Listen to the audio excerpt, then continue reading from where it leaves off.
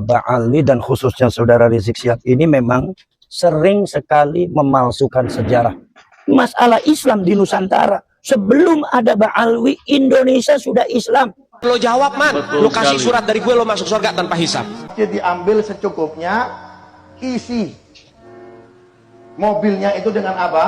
Isi mobilnya dengan air. Pembohong. Triliunan baca selawat sama Nabi, nggak bakalan ketemu Rasulullah kalau nggak pegang tangan guru ente.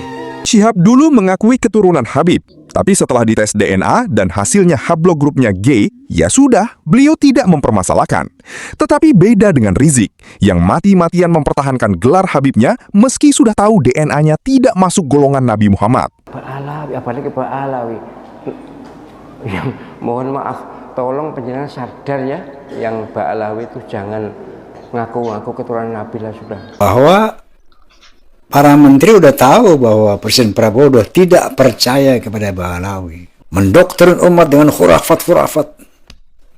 Bahwa mereka adalah cucu Nabi yang harus dihormati. Sementara sampai detik ini mereka tidak bisa membuktikan bahwa mereka adalah turunan Nabi. Sangat berbahaya untuk Islam. Keren Yaman Ba'alawi yang datang ke negeri ini dari dulu sampai sekarang itu mau kondo. Surga laki-laki dalam kesebukan. Apa tuh kesebukannya? Kita bahas. Memecah perawan istrinya. 24 jam non-stop. Guys, jadi kita akan menyaksikan ini kebohongan Habib palsu guys. Jadi memang mereka ini kalau nggak bohong menurut saya mungkin nggak makan mereka ini. Benar-benar parah memang mereka ini guys. Jadi Habib Rizik ini mau palsukan sejarah Indonesia guys. Jadi dia mengaku bahwa Ba'alawi lah yang menyebarkan agama Islam. Nenek moyang mereka lah katanya pejuang Indonesia guys. Waduh, bener-bener parah mereka ini guys. Jadi nggak usah lama-lama guys, kita saksikan dulu aja guys videonya guys. Ini dia videonya. Beberapa Ba'ali dan khususnya saudara Rizik Syihab ini memang sering sekali memalsukan sejarah dengan narasi-narasi yang seperti itu. Ya. Katanya yang paling berperan dan mendakwa Islam yang ada di Kalimantan, di Sulawesi, di Palembang, di Jawa itu katanya Ba'alwi. Itu yang pembelokan sejarah. Kalian jangan percaya itu. Ba'alwi datang abad ke-19, paling tua abad ke-18. Menurut Profesor Dr. Agus Sunyoto itu tahun 1832 dan yang mendatangkan semua Belanda. Makanya Ba'alwi dari Yaman itu didatangkan oleh Belanda pada waktu zamannya Belanda. Masalah Islam di Nusantara, sebelum ada Ba'alwi, Indonesia sudah Islam. Ini kalian bangsa Indonesia harus tahu. Palembang sudah Islam, Kalimantan sudah Islam, Sulawesi sudah Islam. Jadi bukan mereka yang mengislamkan. Kalau seandainya mereka ikut serta-merta membuat madrasah dan apa, nasihati masjid, kalau itu semua juga sama, banyak yang melakukan. Yang penting Anda jangan mengklaim kalau tanpa Ba'alwi Indonesia tidak akan Islam, Palembang, Kalimantan tidak akan Islam. Ini sama juga menghina reputasi ulama-ulama Kalimantan, menghina reputasi ulama-ulama Sulawesi, menghina reputasi ulama Palembang. Jangan lo jawab, man. Lo kasih surat dari gue, lo masuk surga tanpa hisab. Sekarang lagi diapain jenazahnya? Lagi pengen dibungkus, Beb. Ya udah, nanti kalau pengen dibungkus mukanya jangan ditutup dulu. Tungguin gue datang. Ini bahasa Betawi nih. Datang Habib Samjindan. Ngeliatin tuh jenazah tuh, pengen dibungkus, pengen ditutup kain kafannya. Beliau ambil kertas kecil, kotak. Kertas kotak kecil. Beliau tulis. Ada yang ditulis sama beliau, ditaruh di bawah kepalanya si jenazah. Deh, tutup. Sebelum ditutup, habis beliau tulis, ditaruh tuh kertas, beliau bilang, "Man, gue tahu lo ibadahnya berantakan, tapi lo cinta sama dzurriyyat Nabi Muhammad, ikhlas dari dalam hati. Nanti kalau malaikat munkar nakir datang nanya pertanyaan kubur, jangan lo jawab, man. Lo kasih surat dari gue, lo masuk surga tanpa hisab." Pembohong sekali guys. Dijamin sama Habib Salim. Isi mobilnya dengan air. Satu mobil dengan Habib Soleh Tanggul. Kemudian di tengah perjalanan, mobilnya itu apa? Habis bensinnya. Kalau kita habis bensin kemana? SPBU. Betul. Pembodohan semua ini. SPBU. Tapi kalau orang soleh, karena kenapa selalu bersandar dengan Allah Subhanahu wa Ta'ala, perginya kemana?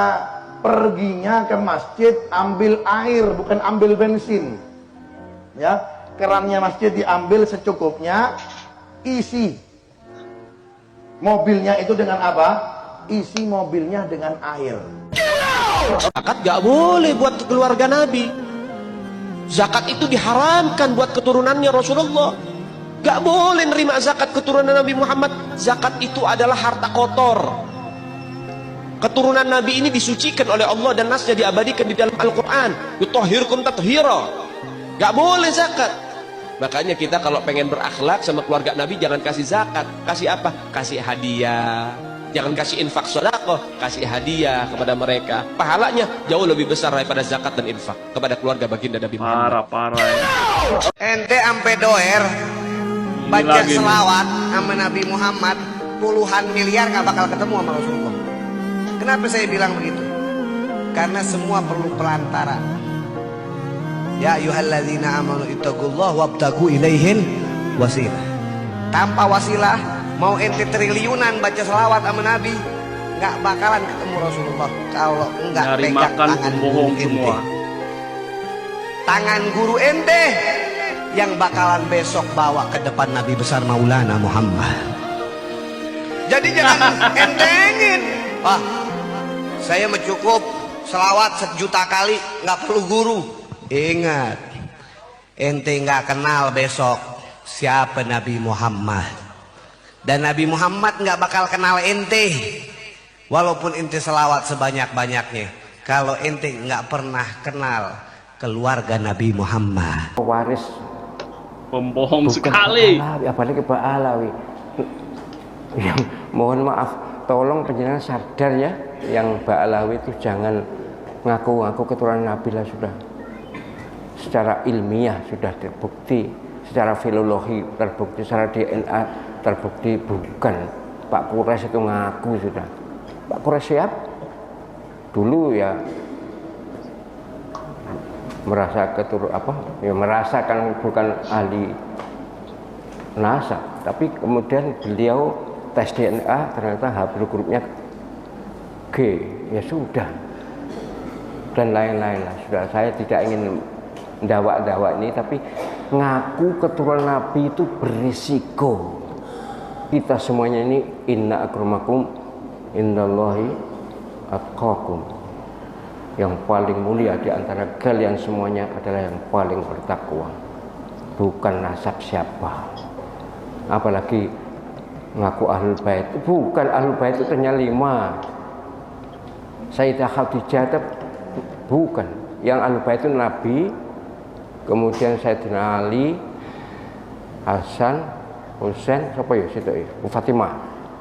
Ini dalam hadis ini yang ahlul bait.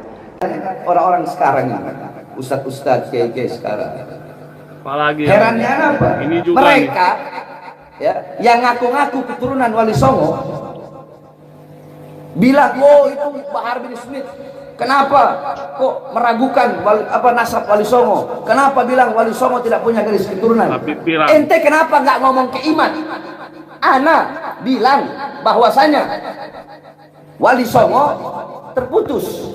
Bukan, Wali Songonya adalah habaib, karena nasab mereka bersambung kepada Sayyidina Abdul Malik Azamat Khan bin Alwi Amul Faqih.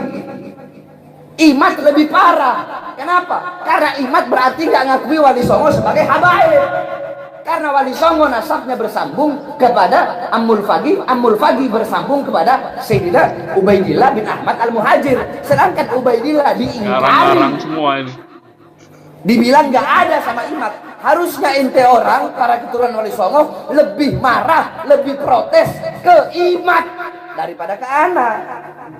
Karena yang anak ngomongin fakta, kebenaran sesuai surat Robito dan surat Nagoba. Quraisy Shihab dulu mengakui keturunan Habib, tapi setelah dites DNA dan hasilnya haplogrupnya G, ya sudah, beliau tidak mempermasalahkan.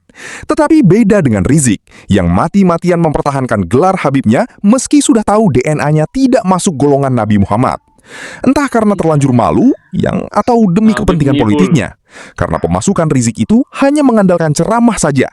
Nanti bisa nggak laku ceramahnya kalau ngaku bukan keturunan Nabi Muhammad. Al-Mawahib Al-Qudusiyah. Syekh Ibrahim Baharwas dari Shibam. Beliau menceritakan tentang keramat-keramat daripada Al-Imam Faqihil Mugaddam Muhammad ibn Ali Ba'alawi. Nyari makan nggak lucu Nabi semua. Beliau datuknya para habaib yang ada di tengah-tengah kalian. Beliau dimakamkan di Zanbal. Zanbal pemakaman para aulia. Nah dulu ada satu orang fasik, ada satu orang fajir. Ini orang ketika mati dikubur di dekat kuburnya Faqihil Mugaddam Muhammad bin Ali Ba'alawi. Dikubur di dekat kuburnya para aulia. Singkat cerita, ini orang fasik. Maka datang Mungkar Nakir, disiksa itu orang, diazab itu orang, dicambuk itu orang. Ketika itu orang sedang disiksa dalam kubur, tiba-tiba Faqihil Mugaddam Muhammad bin Ali Ba'alawi, beliau bangun dari kuburnya, masuk ke kuburnya itu orang. Roh ya Mungkar wa Nakir. Kata Faqihil Mugaddam, pergi wahai Mungkar Nakir. Jangan kamu siksa ini orang. Jangan kamu azab dia. Kamu azab dia, kamu cambuk dia, teriakan dia, jeritan dia, mengganggu zikirku kepada Allah Subhanahu wa taala. Orang fasik dapat syafaat gara-gara kuburnya dekat dengan kuburnya orang soleh. Semua imigran Yaman Ba'alawi yang datang ke negeri ini dari dulu sampai sekarang itu Mokondo. Mokondo. Nah, kalau mau tahu Mokondo itu tanya orang Medan apa Mokondo. Jadi semua imigran Yaman laki-laki yang datang ke negeri kita ini, Indonesia, dari dulu sampai sekarang mereka tuh semua Mokondo. Memang itu faktanya. Mereka tuh nggak ada modal ilmu, nggak ada. Nah, potong nih burung kalau mereka punya ilmu, nggak ada. Kerja nggak mau. Memang sengaja memang diletakkan di sini untuk membodohi rakyat Indonesia. Memang itu tujuannya. Jadi nggak ada itu. Mereka tuh membawa agama, syiar nggak ada. Mereka tuh Mokondo. Mereka tuh numpang makan, numpang hidup, numpang buang sperma. Tahu sperma kan air mani. Nah, itu memang mereka di sini kerjaannya dari dulu sampai sekarang. Itulah imigran Yaman Ba'alawi. Jadi kita nggak usah kita tutup-tutupi lah. Orang udah ketahuan kok. Di dalam surga semua ini yang lebih penghuni parah lagi. surga laki-laki dalam kesibukan. Apa kesibukannya? Kita dah bahas. Memecah perawan istrinya. 24 jam non-stop, sila Pak. Stres orang ini. Nah, tak perlu buat ubat kuat Bapak minum, tak perlu lah. Pak, penghuni surga laki-laki Allah berikan kekuatan 100 laki-laki. Laki-laki gagah, bukan laki-laki yang lemah. 100 laki-laki yang gagah. Seorang nih, jadi bapak berhubungan terus tidak diatur, dan itulah kerja bapak seharian di dalam surga mereka, sehingga yang keluar dari mulut mereka bukan kebijaksanaan melainkan kebencian. Tidak ada dalam ajaran Islam kita mendoakan keburukan kepada orang lain. Tidak ada. Betul dari sekali. mana seorang Rizik Syihab bisa berdoa dan diaminkan oleh jamaahnya seperti ini? Ya Allah, maka bikin susah hidupnya, seretkan rezekinya, jangan berkahi nafkahnya. Malaikat, saya mau masuk surga deket inian, surga Firdaus. Mungkin gila lu kata malaikat. Kalau kita mau bikin KTP, kita deketin dulu anak cucunya biar harganya murah. Kong, ini kan temen aye Kong. Udah bawa kemari, nggak bakalan marah. Coba kalau orang lain 500.000, begitu RT, gimana malaikat? Mau nawar-nawaran gitu malaikat, menawar-nawaran, ditabok bisa malaikat. Saksikan dulu video berikut ini karena saya perlu untuk mereaksi. Oke, selamat menyaksikan. Ada yang mau kabur, kabur aja. Kok kabur aja ke sana? Mungkin ada yang mau kabur ke Yaman. Silakan. Nah, setelah kita dengarkan, pertama ucapan Presiden kita, Bapak Prabowo, yang mengatakan diantaranya kata-kata yang berbunyi begini, kalau mau kabur, kabur aja ke Yaman, itu kan satu. Kemudian direaksi oleh saudara Muhammad Rizik Syihab dengan berapi-api, dengan kemarahan yang luar biasa, sehingga seperti biasa muncullah kata-kata hujatan. Kalau Bapak Presiden terus mengulangi, terus ingin menjadikan orang-orang Yaman sebagai musuh, ya kami siap saja Pak. Enggak, kami enggak mundur, kami enggak takut, siapapun akan kami lawan yang menyebarluaskan sikap rasis, fasis, benci dengan kesukuan, kurang ajar. Itu indikasi bahwa isu nasab yang meresahkan umat, meresahkan bangsa telah sampai ke istana. Sehingga presiden bisa bicara seperti itu. Nah, dengan ungkapan itu sebetulnya Pak Prabowo sebagai presiden sangat bijaksana. Coba kalau peristiwa ini ada di zaman Soekarno, udah diusir nih Ba'alawi. Karena saat itu Presiden Soekarno pernah mengusir Hwakyo, Cina komunis. Dia usir itu Cina. Kenapa? Membuat kegaduhan di Republik ini. Itu Prabowo masih Masya Allah yang sana. Yang mau kabur, kabur aja ke Yaman. Wah, bijaksana banget itu. Kemudian Rizik Syihab mengatakan bahwa kalau nggak ada nih jenderal setan yang ngabisikin presiden nggak bakal ngomong itu. Jadi karena bisikan setan, jadilah dia setan. Kata Rizik Syihab. Berarti dia ini nggak mengikuti pergerakan istana. Coba kita lihat, misalnya video ini nih. Ketika Muhaimin Iskandar berbicara tentang Presiden Prabowo yang sudah tidak percaya lagi sama Ba'alawi. Oke. Manusia paling aneh di PMI ya Nusron Wahid. Sekarang Nusron ini satu-satunya tokoh NU yang paling aktif di habaib-habaib. Ya toh? Wong Pak Prabowo saja ragu kepada habaib. Nusron itu habaib sekarang. Nah, dari video penjelasan dari Menteri Caimin, Gus Imin ini, bahwa para menteri udah tahu bahwa Presiden Prabowo udah tidak percaya kepada Ba'alawi. Artinya jauh sebelum Jenderal Dudung diangkat sebagai KSP. Nah, bahkan jauh sebelum itu lagi, ada Presiden Prabowo mengatakan bahwa ada tamu di sini yang ratusan tahun nggak mau pulang. Kita sangat hormat sama tamu. Saking hormatnya, ada tamu yang ratusan tahun nggak mau pergi dari Indonesia. Itu kemana arahnya? Nah, artinya istana sudah mencium bau busuk daripada perbuatan-perbuatan Ba'alawi ini. Terutama ketika dia mengklaim bahwa pahlawan Indonesia adalah Ba'alawi. Ketika mereka mengklaim Indonesia milik Aulia Tarim. Ini dalam kehidupan berbangsa bernegara ini sangat-sangat menyinggung perasaan anak bangsa, terutama para petinggi bangsa. Lalu mengenai Jenderal Dudung yang dikatakan oleh Saudara Rizik Syihab sebagai Jenderal Baliho. Bangsa Indonesia berterima kasih kepada Jenderal Dudung. Betul sekali. Kalau itu baliho-baliho tidak diturunkan, Masya Allah, tujuan Rizik Syihab untuk dikultuskan terjadi. Sementara pengkultusan pribadi ini diharamkan dalam Islam.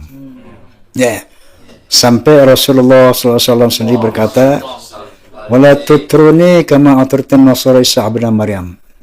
Jangan kamu memuji-muja aku sebagaimana orang-orang Nasrani memuji-muja Isa al-Masih putra Maryam. Jadi mengkultuskan diri itu sebuah kemusyrikan yang tersembunyi. Nah, yang kedua, bahwa ketika sosok seorang figur dipajang di mana-mana, ini ada indikasi politis. Ya, ada tujuan-tujuan politis. Nah, Jenderal Dudung sebagai seorang jenderal, seorang militer, tentu sangat paham ini. Ini kalau baliho ini nggak diturunkan, jadi itu khilafah. Tetapi misalnya nih, kalau khalifahnya yang bernama Rizik Syihab, waduh, ini bisa yang protes, kayak rakyat yang protes nih, oh gua mati, monyet itu, bisa begitu udah khalifah. Betul sekali itu.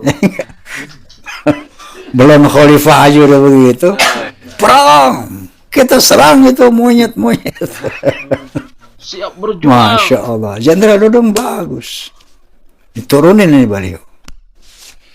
Jadi ambisi dia untuk menjadi imam besar di Indonesia itu gagal. melalui baliho itu diantaranya. Oke, selanjutnya saya ingin mereaksi Saudara Rizik Syihab. Ada diksi-diksi yang luar biasa di sini. Bahwa menuduh Prabowo fasis, rasis.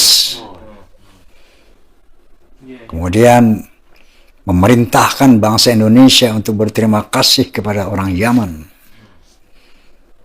Oke, dia ngerti nggak sih fasis? Fasis itu artinya menjajah secara keras. Jerman dulu, bukan sekarang. Fasis. Yang fasis Prabowo apa Ba'alawi? Coba lo renungkan deh. Menjajah secara spiritual. Yang kedua, Prabowo dituduh rasis. Apa itu rasis? Membeda-bedakan suku, merendahkan yang lain. Yang rasis Prabowo apa Ba'alawi? Buktinya mana? Ba'alawi itu rasis. Perempuan-perempuan Ba'alawi haram dinikahi oleh pribumi. Kalau berani pribumi menikahi gadis-gadis Ba'alawi, dia harus kembalikan keperawanannya. Kalau enggak diterima ibadahnya, masuk neraka. Ini rasis pakai banget. Iya, betul sekali itu Bang Roma. Siapa yang fasis, siapa yang rasis? Kemudian apa lagi? Bangsa Indonesia harus terima kasih kepada Ba'alawi. Itu Wali Songo Ba'alawi yang telah mengislamkan Indonesia. Ba'alawi mengislamkan Palembang, Kalimantan, Sulawesi, Irian Barat. Kamu harus terima kasih bangsa Indonesia kepada Ba'alawi. Kan main ini klaim-klaim, jago banget dia klaim-klaim itu. Padahal udah berjilid-jilid itu. Masalah Wali Songo itu terbukti secara ilmiah, secara nasab, secara sejarah bukan Ba'alawi. Masih kekeh aja. Wali Songo itu bangsa Indonesia harus berterima kasih kepada Ba'alawi. Lo Ba'alawi mesti terima kasih kepada Indonesia. Itu yang benar. Betul sekali. Kenapa? Kalian tinggal di sini, Masya Allah. Negeri yang gemah ripah loh, jinawi. Makanan banyak lengkap. Dari padi sampai sayuran, sampai macam aneka buah-buahan. Hutan di mana-mana, lautan biru, rembun, Masya Allah, makmur. Ente tinggal di sini. Masa orang sini harus terima kasih sama ente? Ente terima kasih sama orang Indonesia. Coba ente tinggal di Yaman, di Tarim, yang ente puja-puja sebagai negara yang yang luar biasa. Ih, kesana lagi? Mau ente? Nggak mau kan? Kenapa betah di sini? Enak. Di sini enak, asyik, Masya Allah. Penduduknya ramah, apalagi udah dibohongin mente. Cucu Nabi nih. Makanya tinggal ngaku cucu Nabi deh. Biar bisa menguasai Indonesia. Begitu kan? Ini dia jago memutar balikan fakta nih. Rizik Syihab. Benar sekali itu guys. Kata dengan acting yang luar biasa. Dia kalau dia memprovokasi, lihat ekspresinya, perhatikan. Kalau dia memfitnah, kalau memutarbalikkan fakta, lihat ekspresinya. Orang yakin, bengong orang lihat. Benar aja dipercaya. Ini aktor nih orang. Aktor benar-benar. Cuman aktor antagonis. Bukan protagonis. Kalau Roma film masih ada deh, gue kontrak juga. Buat peran penjahat cakep banget. Ekspresinya itu loh. Untuk ngebohongin orang. Kayak Fahmi Tamami aja contohnya. Fahmi Tamami. Yang saya yang mendirikan, yang saya yang bikin, saya deklarasi, saya yang modalin. Ya, dia nggak ada apa-apanya situ. Nggak ada kontribusinya secara materi, secara dia nggak ada. Yang bikin namanya Fahmi Tamami saya. Artinya apa tuh Fahmi Tamami dalam bahasa Arab? Fahmi Tamami, pemahaman yang sempurna. Fahmi Tamam. Dalam bahasa Indonesianya singkatan daripada Fahmi Tamami, Forum Silaturahmi Takmir Masjid dalam bahasa Indonesia. Saya yang bikin nama itu. Saya yang bikin simbolnya, ya. Ada simbol kubah masjid dan kubah musola. Yang deklarasi saya dia kagak ada. Yang bikin ADART saya sama Tatang Mukhtar, sekjen pertama itu. Dia nggak ada kontribusi apapun. Gila ikut tanda tangan di rumah kayak Zainuddin MZ waktu itu kebenaran ada dia. Yang mesti tanda tangan 3 orang tuh bikin akte. Habis Zainuddin sama Ane, ya ada ini nih, sohib kita emang waktu itu. Pengen nanti yang gitu doang. Tapi lihat videonya. Bagaimana dia membohong, bagaimana dia memutarbalikan fakta. Bagaimana kesombongannya lengkap di situ. Hei, aku yang bikin Fahmi Tamami. Itu si pendangdut itu. Saya yang menghubungi para ulama. Padahal yang berkonsultasi dengan para ulama itu gue. Konsul telepon ini, Masya Allah. Dia klaim itu. Saya yang mendirikan Fahmi Tamami. Dan sekarang saya bubarkan. Itu jelas banget di situ dia bohong. Di situ dia memutarbalikan fakta. Di situ dia membranding diri. Ini watak-watak ini melekat pada yang namanya Habib Rizik Syihab. Orang yang dengar malah, wah, Haji Omar kurang ajar nih.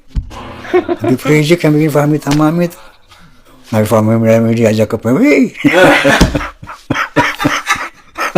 Begitu kan Rizik. Kalau nggak bohong nggak makan. Masya Allah Jik. Ya Allah. Ini orang terkonfirmasi berbahaya untuk agama dan bangsa. Berbahaya. Memprovokasi, memutarbalikan fakta. Masya Allah. Berbahaya. Oleh karena itu, apalagi bangsa Indonesia ini harus betul-betul waspada.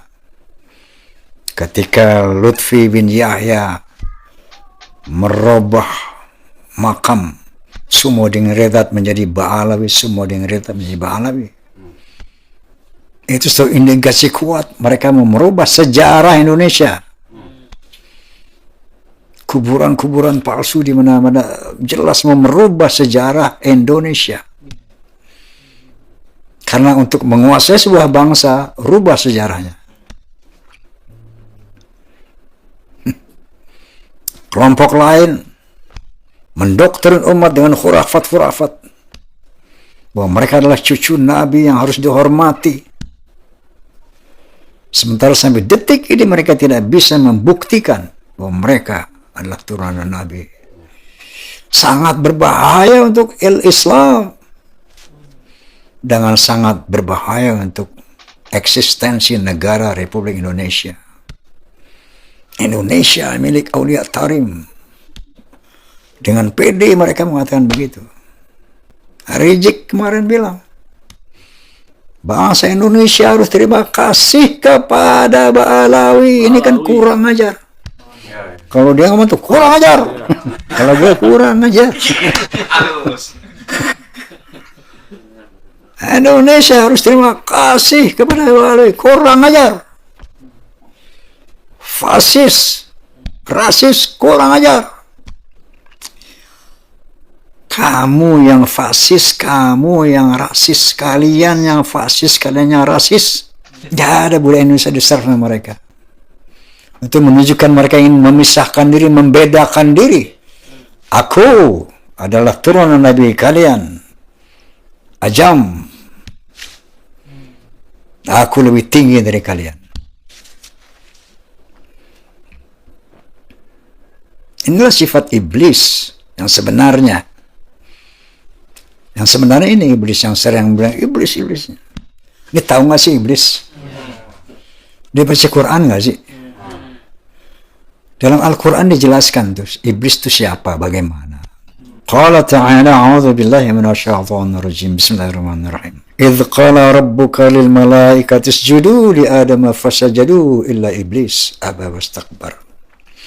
Ketika Allah Subhanahu wa taala memerintahkan malaikat untuk bersujud menghormati Adam alaihissalam, maka sujudlah para malaikat berhormat kepada Adam, illa iblis, kecuali iblis. Sampai Allah Subhanahu wa taala bertanya, ya iblis, ma mana'aka an tasjuda lima khalaqtu biyadai. Hai iblis, apa yang menahan kamu untuk tidak bersujud kepada makhluk aku ciptakan dengan tanganku sendiri? Astakbarta am kunta minal alin? Apakah kamu merasa besar, takabur, dan merasa lebih tinggi? Dan jawab si iblis ini, qala ana khairu minhu khalaqtani min nari wa khalaqtahu min tin. Aku lebih baik dari dia. Engkau ciptakan aku dari api dan dia dari tanah. Ini iblis. Merasa lebih besar, lebih mulia, lebih baik dari yang lain. Sementara di dalam sistem berislam, inna akramakum indallahi atqakum, yang paling mulia itu adalah yang bertakwa, bukan dari mana bangsamu. La fadla li arabin ala ajabin illa bitaqwa, atau kama qala Rasulullah. Tidak ada kemuliaan bangsa Arab yang bukan Arab kecuali takwa, takwa, takwa.